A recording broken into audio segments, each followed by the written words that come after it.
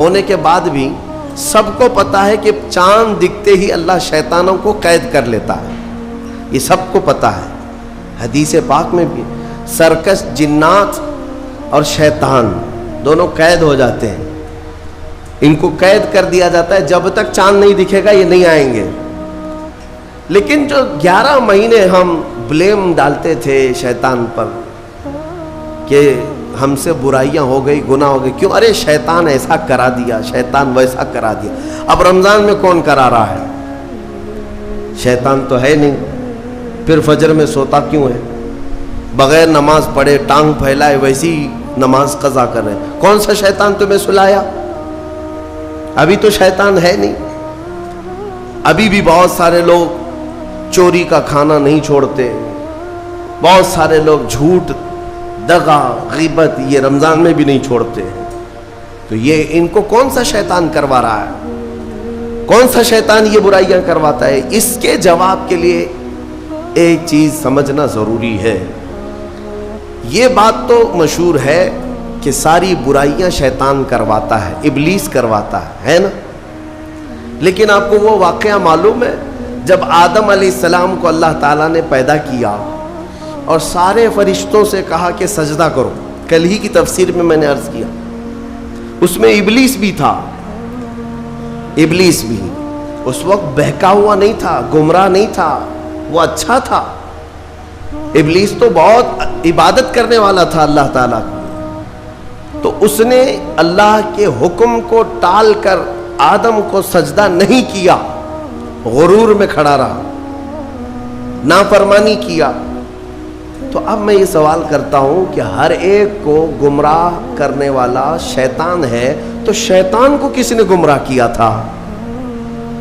اس کو کس نے روکا سجدہ مت کرنا آدم کو؟ کوئی ہے بہکانے والا؟ ارے وہ تو پہلا ابلیس ہے، اس سے پہلے تو کوئی ابلیس تھا ہی نہیں، اس سے پہلے تو کوئی شیطان تھا ہی نہیں۔ شیطان کو کس نے روکا کہ تو بڑا ہے، تو بلند ذات والا ہے، آدم مٹی سے بنا ہے؟ یہ خیال کس نے ڈالا؟ کون سا شیطان تھا اس سے پہلے؟ یہی بات سمجھنے کی ہے۔ محدثین نے مفسرین نے فرمایا ابلیس کو جس چیز نے سجدہ کرنے سے روکا وہ نفس امارہ ہے، وہ نفس ہے جو آج بھی تمہارے ساتھ ہے۔ ہاں شیطان تو قید ہو جاتا ہے رمضان کے شروع ہوتے ہی، لیکن نفس تو ساتھ میں رہتا ہے۔ اب پتہ چلا کہ رمضان میں جو کچھ بھی غلطیاں یا کوتاہیاں یا گناہ کچھ لوگوں سے سرزد ہوتے ہیں تو یہ نفس کے پجاری ہیں، نفس ان کے ساتھ ہے، یہ نفس کی غلامی میں آ گئے اور نفس کے شکار ہو گئے۔ اسی لیے قرآن میں اللہ تعالیٰ نے اپنے رسول سے بھی یہ فرمایا اَرَأَيْتَ مَنِ اتَّخَذَ إِلَٰهَهُ هَوَاهُ أَفَأَنْتَ تَكُونُ عَلَيْهِ وَكِيلًا۔ اے رسول کیا آپ نہیں دیکھتے کچھ لوگ ایسے ہیں جنہوں نے اپنے نفسانی خواہشات کو اپنا خدا بنا لیا ہے، اپنی خواہشات کو اپنا خدا بنا لیا ہے۔ اے رسول کیا آپ ایسوں کی سفارش کریں گے، ایسے لوگوں کی وکالت کریں گے؟ یعنی رب تبارک و تعالیٰ نے فرمایا کچھ لوگ وہ ہیں جو اپنی خواہشات کی پوجا میں ہیں۔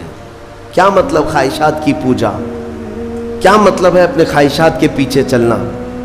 مطلب یہی ہے کہ جو دل میں آیا اس بندے نے یہ سوچ لیا اسے کرنا ہی ہے مجھے، یہ خواہشات کے پیچھے چل رہا ہے۔ ہاں تمہیں آرام کی فکر ہوئی، تم نے خدا کے فرمان کو ٹال دیا لیکن اپنی نفس کی سن لیا۔ اللہ تبارک و تعالیٰ کا حکم کچھ اور ہے لیکن تمہاری طبیعت کچھ اور چاہ رہی ہے۔ رب تبارک و تعالیٰ کا حکم تھا صبح صبح تمہیں اپنے گھر بلا رہا تھا لیکن تم نے اس کی نہیں سنی، اپنے من کی سنی، اپنے نفس کی۔ تو یہی تو ہوا نفس کی پوجا، یہی ہے نفس کی عبادت، نفس کی پرستش، جس کو قرآن میں کہا گیا ہے کہ کچھ لوگ ایسے ہیں جنہوں نے اپنی خواہشات کو خدا بنا لیا۔ یہ نفس امارہ جس کے بھی اوپر حاوی ہو جاتا ہے، اچھے اچھوں کو یہ ان کا تقوی بھسم کر دیتا ہے، ایمان سے بھی دور کر جاتا ہے۔ اس لیے میرے عزیزوں میں جو عرض کرنے جا رہا ہوں وہ یہ ہے کہ ہمارے لیے زندگی میں سب سے بڑا چیلنج اپنے نفس امارہ سے لڑنا، آپ کو پتا ہے رسول پاک صلی اللہ تعالیٰ علیہ وسلم ایک جہاد سے جب واپس مدینے تشریف لا رہے تھے، وہ جہاد بہت سخت تھا، صحابہ زخمی تھے، بہت گھماسان کی لڑائی ہوئی تھی، لیکن جب واپس مدینے آ رہے تھے تو میرے آقا نے ایک جملہ فرمایا تھا، رجعنا من الجہاد الاصغر الى الجہاد الاکبر، اے میرے صحابہ ہم چھوٹے جہاد سے بڑے جہاد کی طرف جا رہے ہیں۔ صحابہ نے پوچھا اس سے بڑا جہاد اب کون سا ہے یا رسول اللہ؟ میرے آقا صلی اللہ علیہ وسلم فرماتے ہیں، اے میرے صحابہ اپنے نفس سے لڑنا اب یہ بڑا جہاد ہے، نفس سے لڑنا بڑا جہاد ہے۔ میرے عزیزو، یہ خواہشات کو ہی ختم کرنا ہو، اس نفس کو اگر کنٹرول میں لانا ہو تو کیا کرو گے؟ نفس امارہ سب کے پاس ہے۔ قرآن میں مولا فرماتا ہے وَمَا أُبَرِّئُ نَفْسِي إِنَّ النَّفْسَ لَأَمَّارَةٌ بِالسُّوءِ إِلَّا مَا رَحِمَ رَبِّي، کوئی اپنے نفس سے بچ نہیں پائے گا سوائے وہ شخص جس پر میرا رب رحم فرمائے۔ اللہ کا رحم جس پر ہو گیا وہ اپنے نفس سے بچ جائے گا۔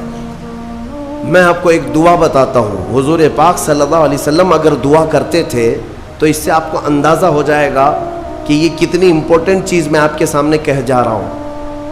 کون سی؟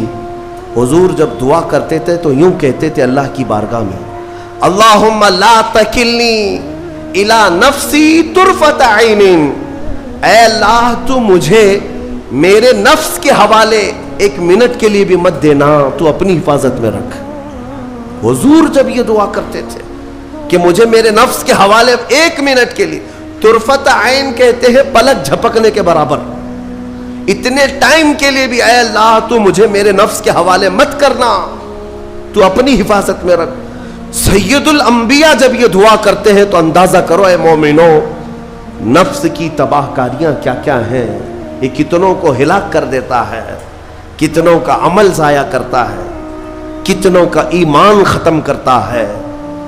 اب میں جو بات کہہ رہا ہوں وہ یہ توجہ سے سنو، یہ نفس امارہ جس نے شیطان کو بھی گمراہ کیا، شیطان کو بھی بہکا دیا، یہ نفس آدم کو سجدہ نہ کرنے کا جو غرور پیدا کیا یہی نفس امارہ تھا۔ اس نفس امارہ کو اگر کوئی کنٹرول کرا سکتا ہے تو وہ ماہ رمضان المبارک۔ بس یا نبی سلام علیک